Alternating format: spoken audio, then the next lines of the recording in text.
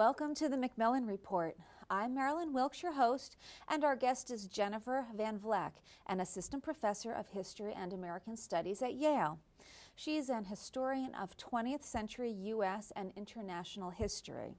Her research and teaching focus on U.S. foreign relations, with particular emphasis on the ways in which culture, technology, and private enterprise have shaped the United States' role in the world. She is also interested in transnational approaches to the study of empire and imperialism, modernization, and globalization. Today we'll talk with Professor Van Vleck about her new book, Empire of the Air, Aviation and the American Ascendancy, for which she was awarded the Macmillan Center's Gaddis Smith International Book Prize for Best First Book. Welcome, Professor Van Vleck. Thank you, Marilyn. I'm pleased to be here.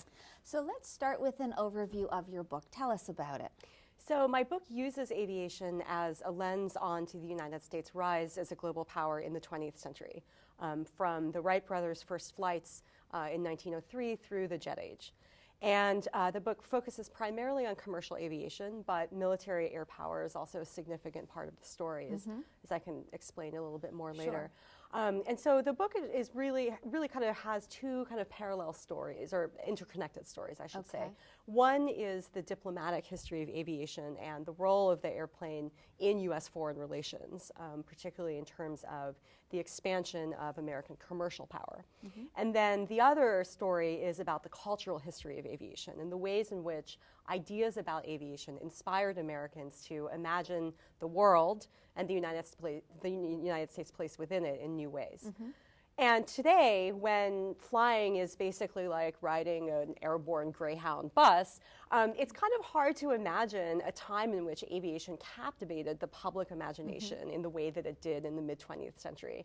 But in the period of time that I look at, so basically the early 1900s through the 1970s, aviation really had kind of transcendent significance. And especially because this was an era in which flying was very expensive, it was considered a luxury and had kind of connotations of glamour, and people were fascinated by it. So even though only a small minority of people could actually afford to fly, discourse of and images of aviation pervaded American culture in advertisements, in film, in newspapers and magazines.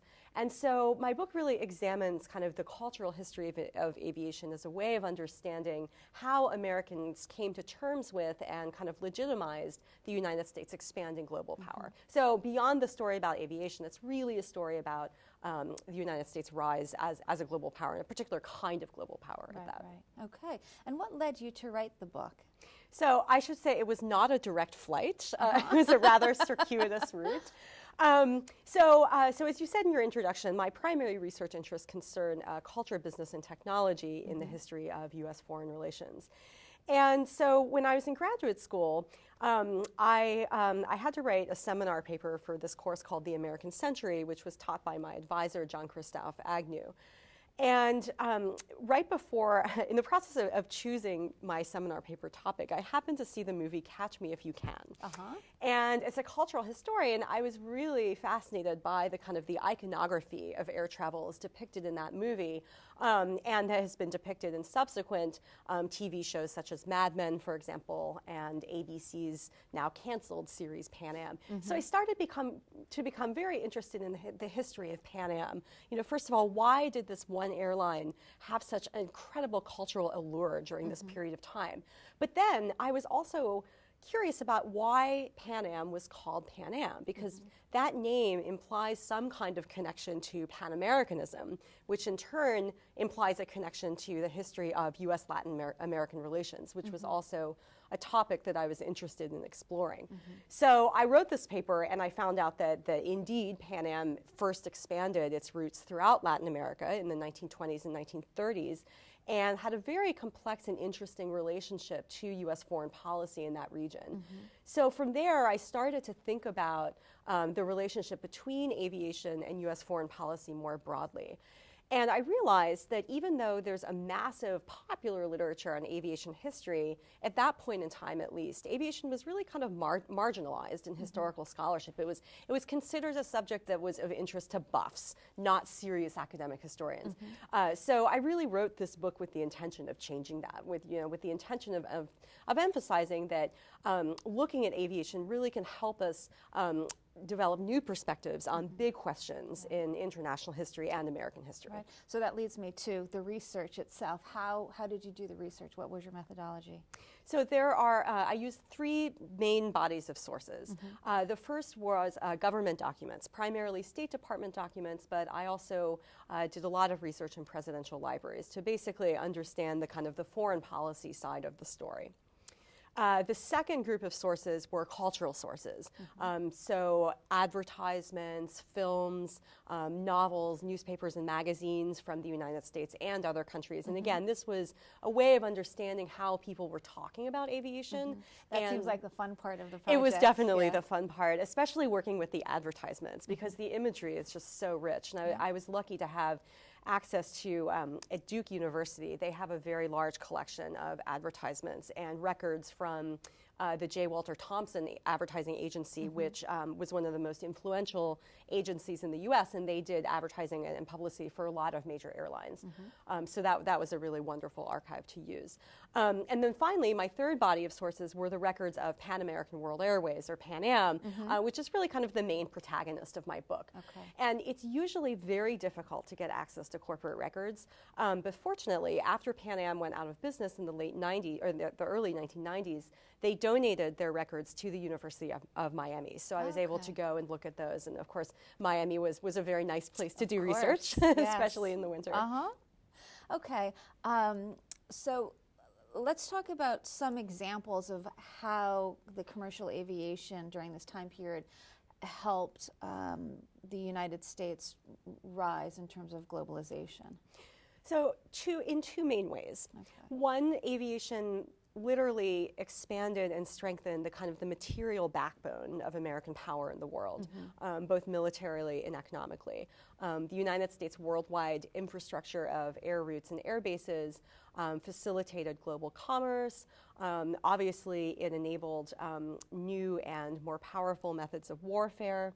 And it literally allowed the United States to have a larger kind of global footprint. In many nations, Pan Am, especially in the 1920s and 30s, Pan Am's sales offices served as kind of informal embassies. And then on the other hand, aviation, as I've said, also really changed the ways that Americans thought about their nation's role in the world. And especially because the visual iconography that aviation inspired allowed people to think about the world as one, as a kind of unified global space. So images of air routes, for example, allowed people to kind of picture the world as interconnected, first of all, and also the world as kind of a single object of influence for the United States. So it suggested that American power could go everywhere. It suggested that there were no limits to that.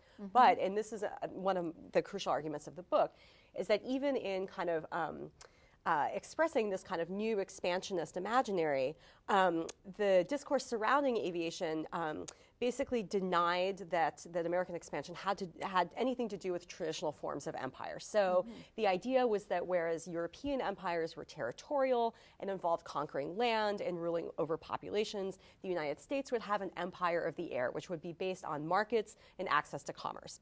And in my book, I argue that in many ways was a fiction, because airplanes obviously need airports. They need massive resources and tracts of land, and the United States had a very large territorial footprint in the world, but still it was a different kind of empire. So aviation helped to reconcile Americans' traditional anti-imperialist sensibilities with their nation's growing global power. So Pan Am was the first airline, basically, is that correct? The first U.S. international airline, yes. So, and they basically were flying to South America, Latin America countries, and is that because the president was Latin American? No, so here's the interesting thing about Pan Am that most people don't know. So most people, when they think of Pan Am, they think about the president, Juan Trippe, who is this kind of larger-than-life, very colorful character. And despite his Hispanic first name, he was a WASP through and through. He was actually, he was the son of a banker, grew up on New York's Upper East Side. He was named after one of their families, an aunt, but only by marriage. So he had no connections to Latin America. But he also did not found Pan Am, and this is what most people don't know. The airline was actually founded by a trio of military officers in 1927. And they were concerned about the security of the Panama Canal, because this was a time in which a number of airlines in South America had German and Austrian backing, and they were worried that these airlines could potentially jeopardize the security of the Panama Canal. So they wanted to have a U.S. airline in the region to, first of all, protect the canal, but then also to uphold the Monroe Doctrine that the United States is supposed to be the dominant commercial power in the region, and it's closed to further European influence. Okay. So in addition to back in the 50s, the first consumer flight, I'll call it a consumer flight, where average people, although probably upper class average people, were taking these flights. So they were going predominantly where in the world? So I'll back up and say another reason why Pan Am started in Latin America was that airplanes didn't have the technology for transoceanic or so at least transatlantic or something like that? Yes, exactly. Okay. So the earliest flights were actually from Miami to Havana, Cuba, and it was called the cocktail circuit because this, of course, in the late 1920s was prohibition, and so people were flying to Cuba basically to party. Right. But by the end of World War II, of course, airplanes had developed the technological capacity to fly worldwide. So by the mid-1950s, especially with things like the introduction of tourist fares, which did make flying more affordable, Americans were really flying everywhere. I mean, of course, you know, the transatlantic market was the most competitive and most traveled market. But aviation did a lot to basically create kind of new tourist destinations, especially in the post-colonial and the developing world. Okay. And Pan Am in particular was instrumental to that because in addition to the airline, the company owned the Intercontinental Hotel chain, which kind of specialized in creating kind of modern American-style luxury hotels, you know, in places like Africa and, you know, places that didn't already have that kind of tourist infrastructure. Right, wow. Very interesting. So in doing the research, what was something that perhaps was most surprising to you that you didn't expect? Two things. I mean, I think certainly the extent of military air power in the history of commercial aviation. I mean, I knew obviously there's a connection, especially on the level of funding and the ways that technologies develop, but I certainly didn't expect to find that Pan Am itself had been founded by military officers with an explicitly military purpose, or one that aligned with kind of military strategy. Right. And so when I began the project, I very much thought that it was going to be about commercial aviation because air power has a very large literature of its own. But I realized that the two histories are really deeply intertwined.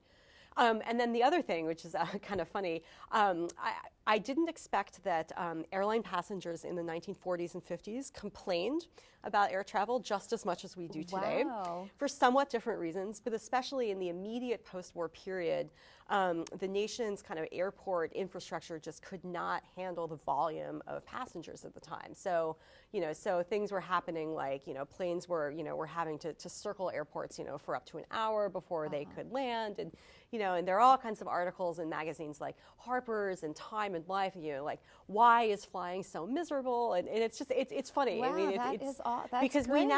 we now remember that period kind of nostalgically as this golden age of air travel. Exactly. And in many ways, it certainly was more luxurious in terms of, you know, basic things like, you know, you were served a real meal and a martini and things like that. But especially the physical experience of flying was not as wonderful as we often think it was today. Very interesting. So Pan Am ended up going under in the early 1990s, yes. correct? Do you think it was because it was originally founded on the military aspect of air travel, aviation. Do you think they, missed the boat along the way in terms of the commercialization of air travel? I think the real issue has to do with the changing relationship between the airline industry and the state. Okay. So basically, until 1978, when President Carter deregulated the aviation industry, airlines depended heavily upon government subsidies to operate. And so the so-called legacy airlines, airlines like Pan Am and TWA that had routes all over the world, they were never really financially sustainable without those kinds of subsidies. Okay. So after the Airline Deregulation Act, they couldn't really compete with these new low-cost carriers, many of which operated with non-union labor. And so I think, I suppose that you could make some arguments about kind of the ways in which commercial aviation started to have kind of less strategic significance, but I think it really has to do more with regulation and deregulation and those kinds of changes. Okay, all right. And so what do you conclude in your book? So I conclude, first of all, that aviation is a really important element of the story of U.S. foreign relations, and one that is often, I think, unfortunately overlooked. I agree. When you think about how important the air travel and bringing people to places that they have never been before, I agree. It's I think it has been missed. Yeah, and I think that especially because it was so culturally popular and it had this kind of rich cultural iconography and discourses surrounding it. I think the history of aviation is a really good way to understand how Americans have envisioned the world, and that's essentially what the book is about. It's a history of the American global imaginary. And the reason why I wanted to examine this is that around the time that I began working on the project, a lot of historians were pursuing transnational projects that, rather than looking at the history of a single nation, as historians have traditionally been trained to do, there's a lot of new interest in scholarship that not only looked at relations between nations, but aimed to understand the nation state itself in historical terms. And yet I saw in a lot of that work, there was often a kind of reflexive tendency to throw around terms like transnational or global without really unpacking the ways in which those terms came to signify what they do. So what I wanted to argue is that the term the global, the very ways that we imagine the world, those are historically constructed. Just as the nation itself is the product of history, so too is the conception of the global that has driven American expansion in the 20th century. So I wanted to trace the origins and the meanings of that concept. Very good. This has been fascinating. Thank you so much for being here with us today and sharing some of your work. Thank you very much. I appreciate it. For more information about Professor Van Vleck and her research, please visit our website at yale.edu/Macmillan Report. Be sure to join us again for another episode of the Macmillan Report, made possible through funding from the Whitney and Betty Macmillan Center for International and Area Studies at Yale.